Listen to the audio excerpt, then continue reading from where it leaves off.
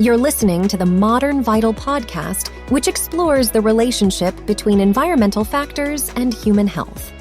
Here is your host, Dr. Ben Reebs, founder of Portland Clinic of Natural Health and creator of MVP 90, a 90-day health protocol customized to each individual health journey.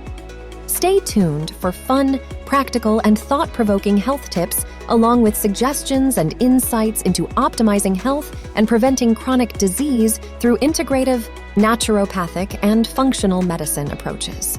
Your body is unique, powerful, and intelligent. Your treatment should be too.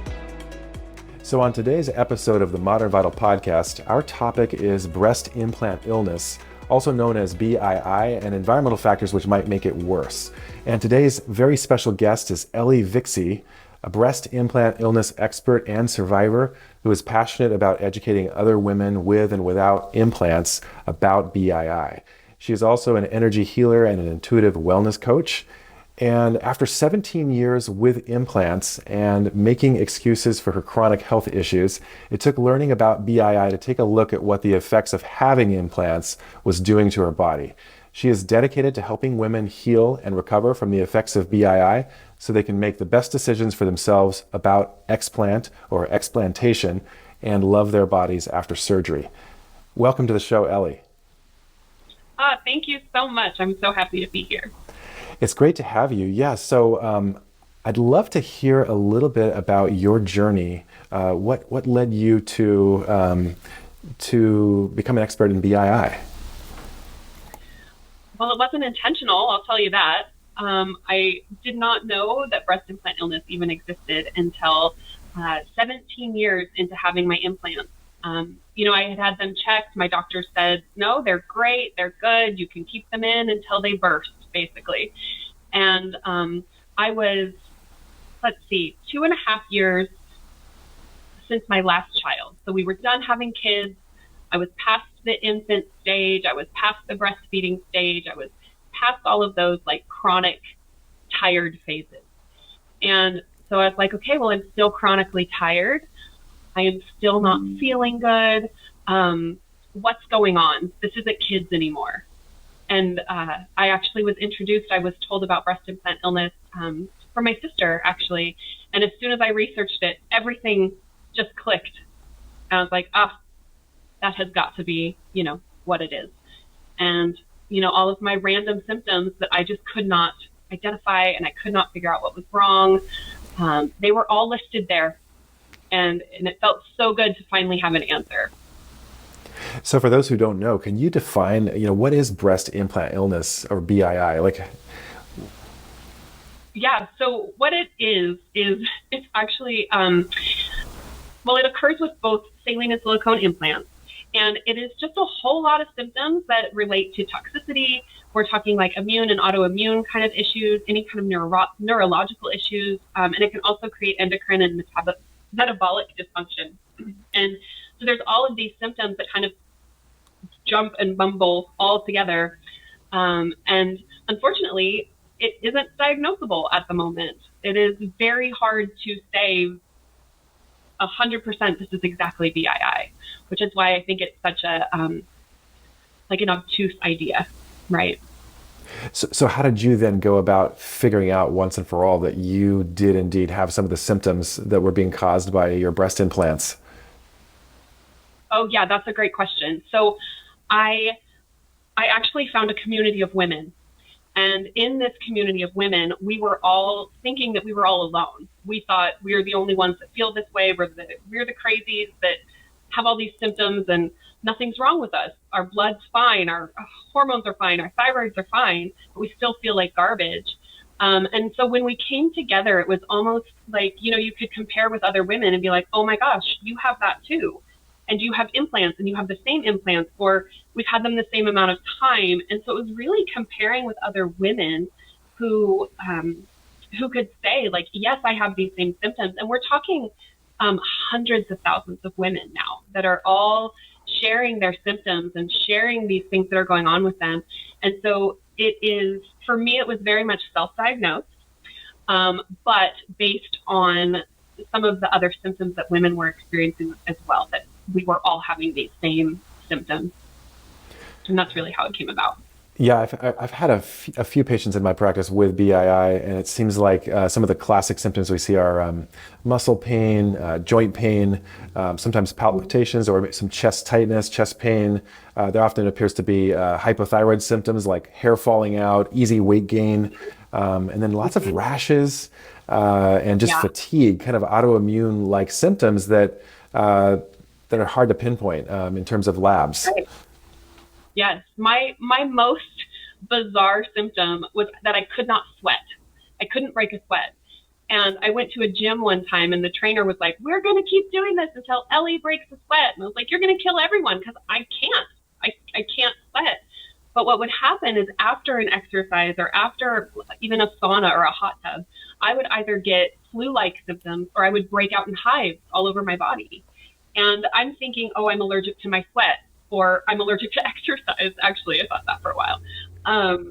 And it was just really bizarre for me. But then again, going into that group and other women being like, I can't sweat either. And I break out in hives when I exercise.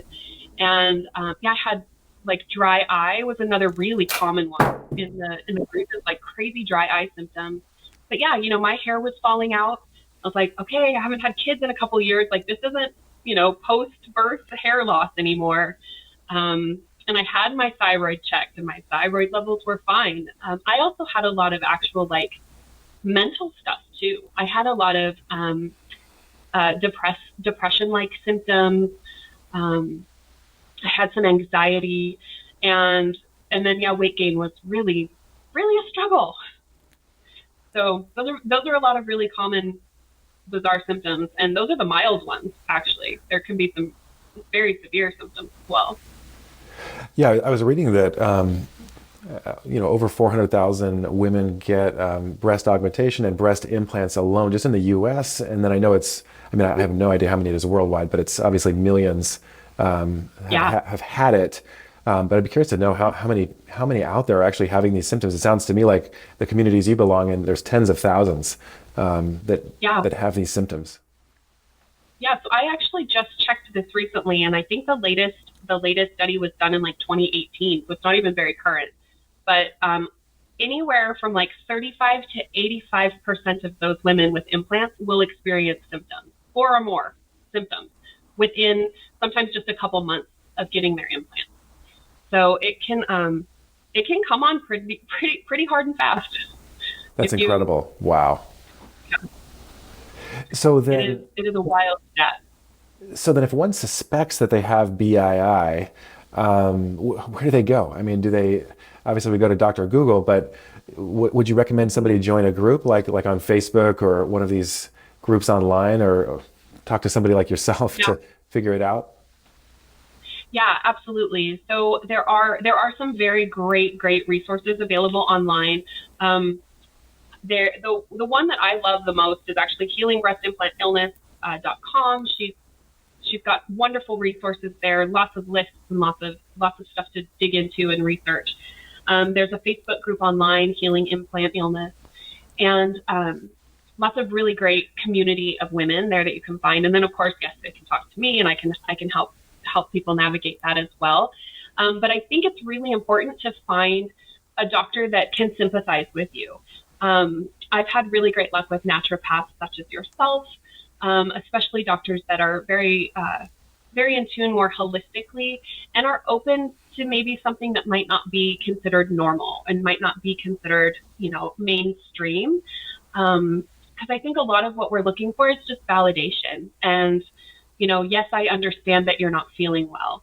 Let me see how I can help you. And, oh, your tests are normal, but you still don't feel well. Then there's got to be something else. And so finding a doctor that is willing to do that patient work with you, really, really willing to dig in and look holistically at all of the other aspects that could be going on. I think that's very important. Yeah, I'll be curious to see, when this actually becomes accepted, because it's very clear to me that BII is a real thing. I mean, we see it a lot in our practice. You obviously see it, you experienced it. Sounds like hundreds of thousands of people who have had it. and then there's these various names like ASIA is another name for autoinflammatory syndrome induced by adjuvants. But it's like if we go look this up, like the Cleveland Clinic has a little page about it. There isn't even really anything on like Up to Date, which is like what doctors use to look up conditions. There's not even a page on BII on Up to Date. I mean, they've got to get that together, But then I go to PubMed and I can find a few papers from well-known journals talking about it, and there's quite a few that conclude there's enough evidence for us to actually have a diagnosis here. Mm-hmm. Yes, absolutely. And what's really interesting is there is a group that advocates for breast implant illness. They're advocating with the government. They're going to the FDA. They're going and asking them to do things. And so since 2021, let's say, yes, 2021, the FDA actually did finally order a restriction of sales and distribution of breast implant illness. And they had to include a black box warning and checklist on them. So there are strides being made to help raise awareness for this because, like, I didn't know. I mean, I knew the issues behind the surgery. I know that the surgery could cause issues, or the surgery could cause malformations, and things could go wrong. But I didn't realize, I thought it was a lifetime device. I thought it was something that I could have forever, and I would never really have to think about it or worry about it again. And I think a lot of us do go into this, go into implant surgery thinking that. So it's nice to know that, activism has made some steps to improvement there. That's really great. I'm curious if you could speak a little bit to the various ways that BII are caused, by the silicone, for example, because we know that we can have like an inflammatory reaction to it, and then we know there could be like a biofilm that maybe forms on it where there's actually like a bacterial infection. And then you and I were talking about how I think you'd said a colleague of yours actually had mold that was found inside of the capsule of the breast implant. Is that? Yes, it is really interesting. So my surgeon was Dr. Chun in California, and he has a fascinating Instagram page, right, with all of his explants, right? So if you want to go down that route, you definitely can go down that rabbit hole. But yes, sometimes when these implants are coming out, there is mold and there's spores inside the implants as well. And the capsule that forms, the scar tissue that forms around the implant, can hold a lot of the toxins as well. It's almost like our body is trying to localize the toxins and trying not to let it spread. So it creates this barrier. And then in some women, that barrier hardens and gets really, really, really, really tight. And it can squeeze and contract the implant itself, which can cause I can't pronounce the word, constrictures. And anyways, it can burst the implant. So, if you do have a silicone implant, you risk that silicone, spreading and causing all sorts of damage in the body. So the removal technique is really important there as well. But you did ask about those environmental impacts, and right, the mold that can be present on the implants, and just there's heavy metals, and there are, things that are inside that are just being leached into the body constantly. So our immune system goes on high alert, and and then you're more at risk for chronic illness, and then chronic things, and then your immune system just gets worn down to where you're just chronically ill. I'd be so curious. I see so much autoimmune disease, so much Lyme disease, and different things like that. And I'd be curious to see the overlap between, like, for example, tick-borne illness and BII, because I'm sure there are some people who have breast implants but also have Lyme disease, and that could be really tricky to figure out how to resolve. Yeah. Oh, I agree. I think it would be a fascinating study to figure out how many of these things overlap. Because for me, now if I feel tired and now if I feel sick, I'm like, okay, what am I doing? Because I no longer have to think, could this potentially be my implant? So I have ruled that out now, where before I was like, okay, well, it could be this, it could be that, but it also could be my implants, and they're still here. So until I actually got them removed, I had no idea. I was like, oh, it could be this and it could be that, and I just had nothing concrete.